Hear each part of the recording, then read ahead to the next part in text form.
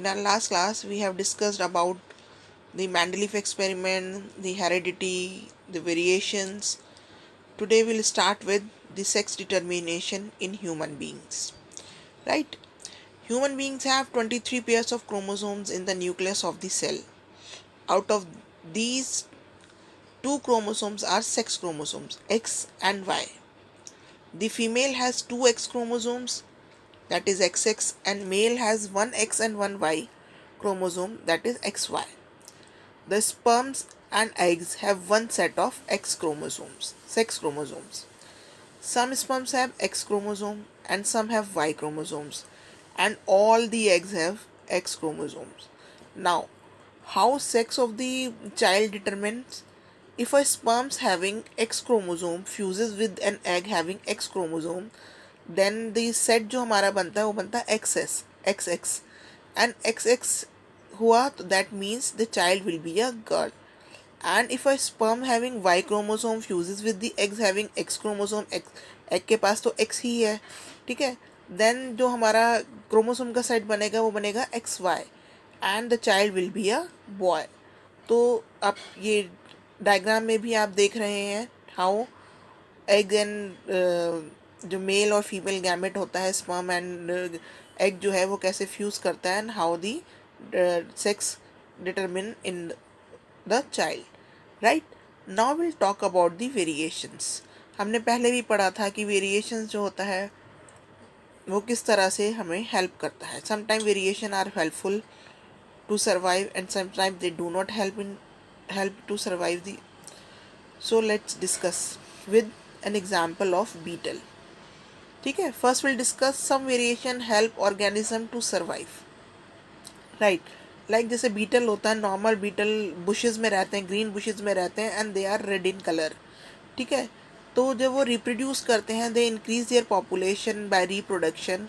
But होता क्या है कि रेड कलर होने की वजह से ग्रीन बुशेस के अंदर क्रोज को वो आसानी से दिख जाते हैं and they are eaten up by the crows. ठीक है. तो ड्यूरिंग द रिप्रोडक्शन तो सम ऑफ द वेरिएशन होता है सम बीटल्स के अंदर, वो ग्रीन बीटल्स रिप्रोड्यूस करते हैं इंस्टेड ऑफ रेड बीटल्स. तो होता क्या है कि ये जो वेरिएशन आया ग्रीन रेड टू ग्रीन, तो क्रोस को रेड बीटल्स तो आसानी से दिख जाती हैं जिन्हें वो खा लेते हैं, पर ग्रीन बीटल्स ग्रीन बुशेस में नहीं दिख पाती, तो वो जिंदा रह जाती हैं, बच जाती हैं. And with this variation gradually the population of green beetle increases. So this is one example where the variation has helped the organism to survive. Second example, when variation do not help organism to survive, again we'll take the example of beetle. कि सम variation क्या होता है कि instead of green और red साथ में blue colour की beetle भी प्रोड्यूस होती है, रिप्रोड्यूस होती है. And now this blue colour is also visible in the green bushes.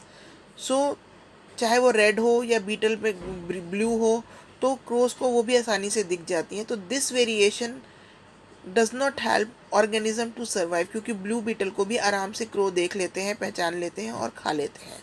Right. Next come acquired trait. Acquired trait can not be pass from one generation to next generation. Acquired trait जो है environment के according हम उस trait को अपने अंदर acquire कर लेते हैं. लाइक कि ड्यू टू सपोज करिए जो एरिया के प्लांट्स हैं, those plants get affected by disease, तो जो अवेलेबिलिटी ऑफ फूड हो या बीटल्स के लिए वो डिक्रीज हो जाती है. सो उनका body weight also decrease.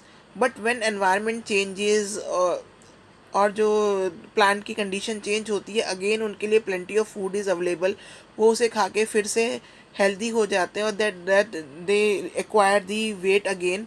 But इस चेंज से जो वेट और लॉस ऑफ वेट और गेन ऑफ वेट है ड्यू टू दी एनवायरनमेंट, जो सराउंडिंग्स है उसकी वजह से, इसका कुछ उनकी जेनेटिक कंपोजिशन पे कुछ फ़र्क नहीं पड़ता. तो these traits can not be pass from one generation to next generation. Right. Now let's discuss about formation of new species from existing species, कि न्यू स्पीशीज़ किस किस कंडीशन के अंदर फॉर्म हो सकती है. ठीक है. फर्स्ट जो है वो है accumulation of variation. The difference between individual of the same species is called variation, as we know. ठीक है. The accumulation of variation over several generation produces new species. Second, physical barriers. Population may get separated by physical barriers like mountain, river, lake, etc. These isolated groups produce variation which can produce new species. Then comes genetic drift. Genetically कुछ भी changes हो सकते हैं due to natural क्लाइमिटीज़ और introduction of new members of the same species in an area. तो जो उनका gene pool होता है उसमें चेंजेस आ जाते हैं, उसमें वेरिएशन आ सकते हैं, and that can be the one reason to produce new species. Then comes natural selection. Only those individual of a species which have useful variation can adapt to the changes in the environment, survive, and other to die. These organisms produce variation in new species. Then lastly comes migration. Some individual of a species may migrate to new geographical area and adjust to the changes in that environment there and develop new variation, and these produce new species. So today we stop here and we'll go further in our next class. Thank you very much.